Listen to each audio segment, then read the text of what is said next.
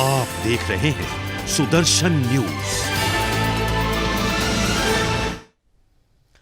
नमस्कार, आप देख रहे हैं सुदर्शन न्यूज। मैं हूं आपके साथ अमित शर्मा। शाम के 5 बज चुके हैं और वक्त है आपके राज्य आपकी खबर का। सबसे पहले बात करेंगे यूपी के सोनभद्र की, जहां अयोध्या में श्री राम लला की प्राण प्रतिष्ठा कार्यक्रम के पूर्व सोनभद्र में श्री राम मंदिर प्राण प्रतिष्ठा संपर्क महाअभियान समिति सोनभद्र द्वारा पूजित अक्षत कलश यात्रा निकाली गई। इस कार्यक्रम में सभी सनातनी विचारधारा वाले संगठनों ने हिस्सा लिया। इस कार्यक्रम का प्रारंभ दीप प्रज्वलित कर कलश यात्रा श्री राम जानकी मंदिर में प्रभु श्री राम जी का पूजन से प्रारंभ हुआ। सोनभद्र में पूजित अक्षत कलश यात्रा को लेकर क्या कुछ कहा गया, आप सुनिए।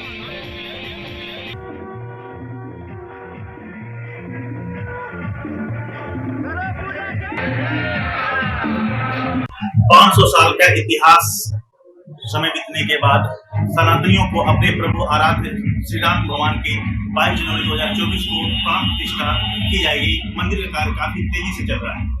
इसी संबंध में जो पूजित अक्षत है, जो पूरे भारत के हर गांव हर लोगों तक जो न्योता पहुंचाने का जो कार्य है, वो कार्य शुरू हो चुका है। और अधिक जानकारी के लिए हमारे साथ जनपद सोनभद्र के राष्ट्रीय आरएसएस के जिला कारवा ब्रजेश सिंह है, इनसे बात करते हैं। सर, आज जो कार्यक्रम चल रहा है वो कार्यक्रम का रूपरेखा तो बताएंगे क्या? हमारा कार्यक्रम अयोध्या जी से पूजित जो अक्षत आया है कलश में, उसको जिले के प्रत्येक गांव तक पहुंचाना है। और वहाँ जो टोलियां बनी हुई हैं, वो टोली कार्यकर्ताओं की हर घर में जा करके श्री राम जन्मभूमि पर होने वाले प्राण प्रतिष्ठा के शुभ अवसर का निमंत्रण देंगे। सब लोग तो अयोध्या जी जा नहीं सकते। इस निमित्त हमारे क्षेत्र में जितने भी देवालय हैं, चाहे वो वृक्ष के नीचे हो या मंदिर में भगवान हो, हर जगह हम दीपदान करेंगे।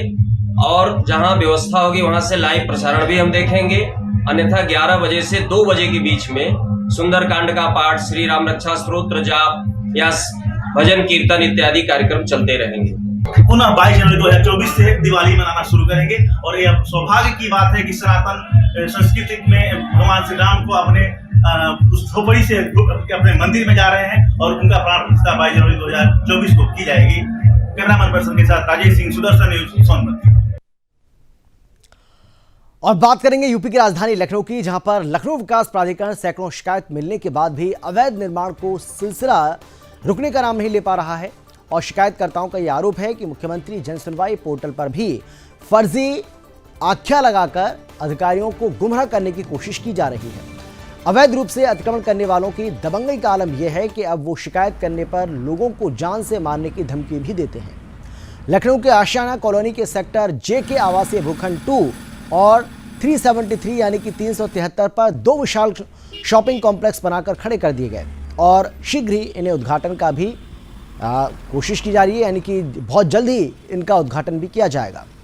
स्थानीय निवासियों का यह आरोप है कि दबंग और प्रभावशाली लोगों का निर्माण होने के कारण उनकी शिकायत ठंडे बस्ते में डाल दी जाती है।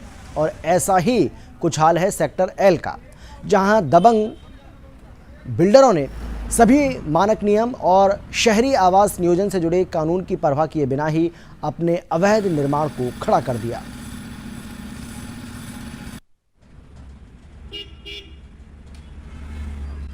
मुझे चेहरा ढकने की जरूरत इसलिए पड़ रही है क्योंकि मैं जानता हूं कि यदि मैं सामने आ करके जो है इसके बारे में बताऊंगा तो मेरी हत्या करा दी जाएगी। जो कि जितने भी यहाँ भूमाफिया हैं, जितने भी यहाँ एलडीए के कर्मचारी हैं, सबकी मिली भगत है। प्रिया सिंह के संज्ञान में सब कुछ है। माननीय मुख्यमंत्री जी इसका जो है संज्ञान लें और इसमें आगे कार्रवाई करने की कोशिश करें कि इसमें क्या हो रहा है। बिल्कुल, मैं लखनऊ विकास प्राधिकरण के अध्यक्ष से मैं मिलूंगा और इसके लिए मैं कहूंगा कि इस पे इसकी जांच करा करके और जो भी कार्रवाई हो उचित कार्रवाई करें।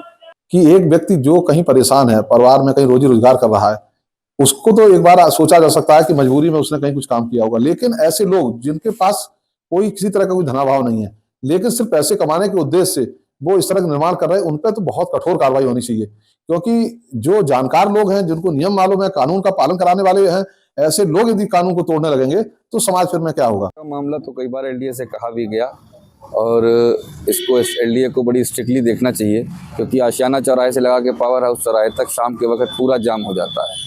ये जो बड़े बड़े होटलों को खोल रखा है, बड़े बड़े प्रतिष्ठान इन लोगों ने खोल रखे हैं, इन लोगों ने सर्विस रोड सही में पूरी कब्जा करके रखी है। इसको एलडीए को थोड़ा स्ट्रिक्ट होकर करना चाहिए। नहीं करेंगे तो हम लोग अपनी तैयारी करके लिखा पढ़ी काम करेंगे।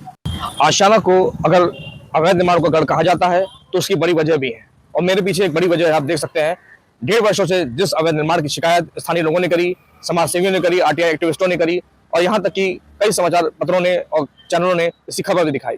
मेरे पीछे जो आप निर्माण देख रहे हैं, आशियाना के सेक्टर जे का ये निर्माण, ये जीती जाती मिसाल है कि किस प्रकार से लखनऊ विकास प्राधिकरण के जिम्मेदार अधिकारी अपनी जिम्मेदारी से कोसों दूर, कर्तव्य पालन से कोसों दूर है और अवैध निर्माणों को संरक्षण देने में वो लगातार अपनी भूमिका निभाते चले जा रहे हैं।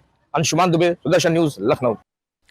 और अब खबर है यूपी के मोदीनगर से, जहां पर आपको बता दें कि निवाड़ी थाना क्षेत्र के ग्राम सारा से खबर आपको बताने जा रहे हैं, जहां पर सरकारी तालाब की जमीन पर कब्जा कर अवैध रूप से जबरन मदरसा संचालित करने का मामला प्रकाश में आया है। वहीं सारा गांव निवासी रिटायर्ड फौजी का आरोप था कि उन्हें सारे मामले की जानकारी शासन प्रशासन को दी, जिसके बाद प्रशासन ने मदरसे पर नोटिस चस्पा कर दिया। वहीं रिटायर्ड फौजी का ये कहना है कि शिकायत के बाद अन्य समुदाय के लोगों द्वारा उन्हें जान से मारने की धमकी दी जा रही है। एसडीएम मोदीनगर संतोष राय ने आश्वासन देते हुए जल्द उचित कार्रवाई का भरोसा दिया है, जिस पर तहसील प्रशासन ने कार्रवाई करते हुए अवैध निर्माण मदरसे को ध्वस्त कर जमींदोज कर दिया।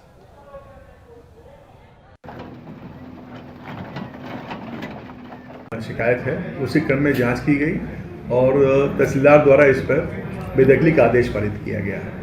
तो जिसके खिलाफ बेदखली का आदेश पारित किया गया, तहसीलदार द्वारा मुझे बताया गया कि उन्होंने पुनर्स्थापना प्रार्थना पत्र दिया है और उसकी सुनवाई करके तत्काल प्रकरण को निस्तारित करने हेतु उन्होंने मुझे बताया है और मौके पे ही जाके उन्होंने कहा है कि मौके पे ही जाके हम प्रकरण को निस्तारित कराने के लिए तत्कालीन लेखपाल तहसीलदार ने एक आदेश पारित कराया। लेखपाल की रिपोर्ट पर आदेश पारित हुआ था, लेकिन विपक्षी द्वारा पुनर्स्थापना प्रार्थना पत्र दिया गया है जो कि तहसीलदार न्यायालय में विचाराधीन है। उसके निस्तारण के पश्चात ही कोई अग्रिम कार्रवाई अमल में लाए। उस पर हम स्थानीय जो पुलिस है उसको निर्देशित करेंगे कि सुनिश्चित करेगी कोई किसी को इस तरह डरा धमका के कोई न वो कार्य कर पाए। यूपी के अयोध्या में प्रदेश के नगर विकास और ऊर्जा मंत्री ए के शर्मा बुधवार को अयोध्या धाम पहुंचे। वहां पर विभिन्न स्थानों पर एयरपोर्ट, सभा स्थल, रेलवे स्टेशन, धर्मपथ, रामपथ, लता मंगेशकर चौक आदि स्थानों का स्थलीय निरीक्षण किया और नगर विकास और ऊर्जा विभाग के अधिकारियों को व्यवस्था को दुरुस्त करने के निर्देश भी जारी किए। साथ ही अधिकारियों को अयोध्या धाम की साफ सफाई के निर्देश दिए गए हैं। नगर के चौराहों, फुटपाथों, सड़कों, पार्कों की बेहतर साफ सफाई, सौंदर्यीकरण और व्यवस्थापन के भी निर्देश जारी कर दिए गए। उन्होंने क्या कुछ कहा है आपको सुनाते भी हैं।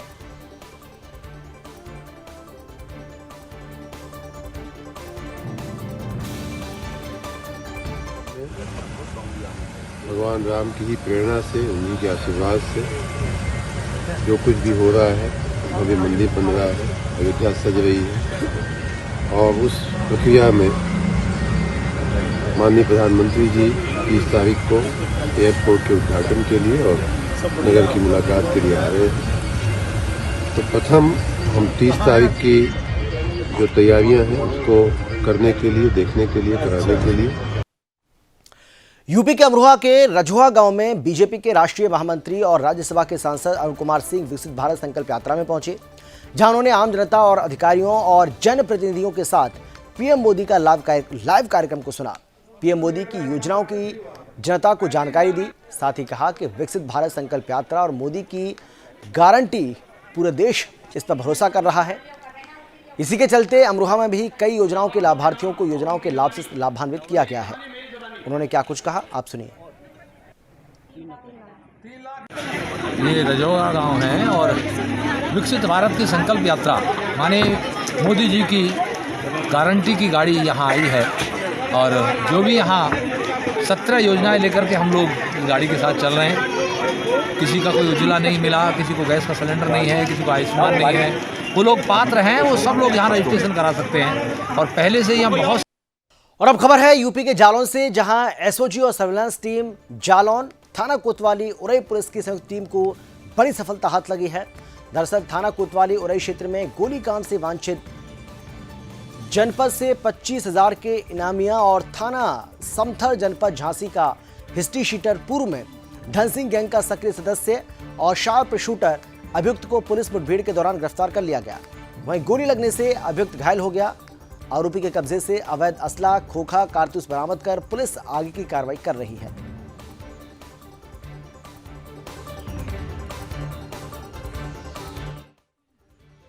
आज दिनांक 27/12/2023 को एसओजी टीम व सर्विलांस टीम तथा कोतवाली उराई की संयुक्त टीम को मुखबिर द्वारा सूचना प्राप्त हुई कि एक शातिर किस्म का अपराधी जो 12 अगस्त 2023 की सुबह तड़के हुए गोलीकांड में वांछित चल रहा है, वो उराई शहर में किसी वारदात को अंजाम दिया। यूपी के मुरादाबाद में दंपति के शव मिलने से मचा कोहराम। दरअसल कांठ थाना क्षेत्र के मल्लीवाला गांव के जंगल की घटना ये बताई जा रही है। घटना की जानकारी मिलने के बाद पुलिस अधिकारी मौके पर पहुंचे और फॉरेंसिक टीम की मदद से जांच को शुरू कर दिया।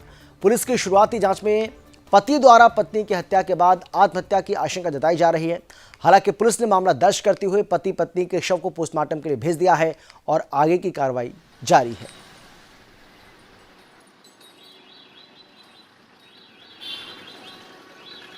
आज दिनांक 27/12/2023 को करीब शाम को 8 बजे के लगभग पुलिस को सूचना मिली कि गांव कांड थाना क्षेत्र के गांव मल्लीवाला में 2 व्यक्तियों के शव खेत में पड़े हुए हैं।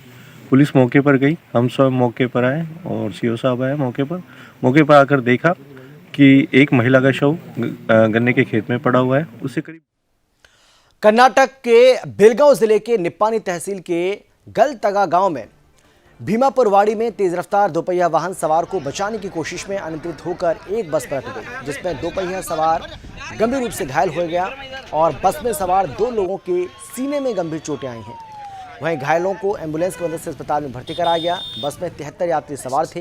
फिलहाल पूरे मामले की जांच पुलिस कर रही है।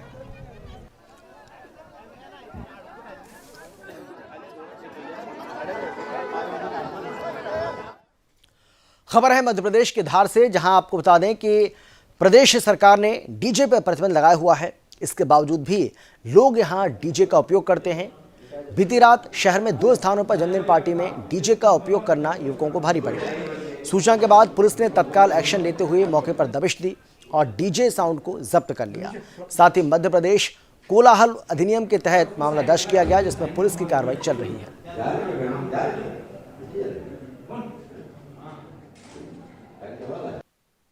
हाँ, अभी आपने हाल ही में ये सुना होगा कि हमारे जो नए सीएम सर हैं श्री मोहन यादव जी, उनके द्वारा चार्ज लेते से ही आदेशित किया गया था सभी को, समस्त अधिकारी कर्मचारी गणों को, कि रात्रि 22 बजे के बाद जो है डीजे जो है और ध्वनि विस्तारक यंत्र हैं जो तेज गति में नहीं बजेंगे, पूर्णतः प्रतिबंधित है। तो कल रात में भी एक इवेंट आया, हमारी थाना मोबाइल लगातार भ्रमण कर रही थी, उसको त्रिमूर्ति पे पॉइंट मिला कि ब्रह्मकुंडी में कोई। मध्य प्रदेश के टीकमगढ़ जिले के गांव बराना में कलयुगी चचेरे मामा ने रिश्ते को तार-तार कर दिया है। आप बता दें कि अपने दादा दादी और बड़ी बहन के साथ रह रही एक नाबालिग बच्ची को पड़ोस में रहने वाला एक युवक बहला फुसलाकर भगा ले गया। वहीं परिजनों ने बताया कि बच्ची गांव के स्कूल में 20 दिसंबर की सुबह पेपर देने गई थी। जब देर शाम तक वो घर वापस नहीं लौटी तो परिजनों ने संबंधित थाने में शिकायत दर्ज कराई और परिजनों की शिकायत पर पुलिस ने गुमशुदगी का मामला दर्ज कर जांच शुरू कर दी। बच्ची के वियोग में बच्ची के परिजनों का रो रो कर बुरा हाल है। तो वहीं अब इस मामले में पुलिस का कहना है कि संदिग्ध युवक की तलाश की जा रही है और परिजनों से पूछताछ कर बहुत जल्द बच्ची को तलाश कर लिया जाएगा, यानी कि बच्ची को बरामद कर लिया जाएगा।